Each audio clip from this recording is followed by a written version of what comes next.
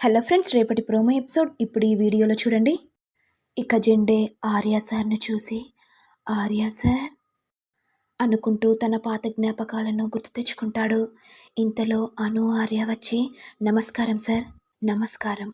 మీరు ఎప్పుడు ఏ పని చేసినా అది సక్సెస్ అవుతుంది.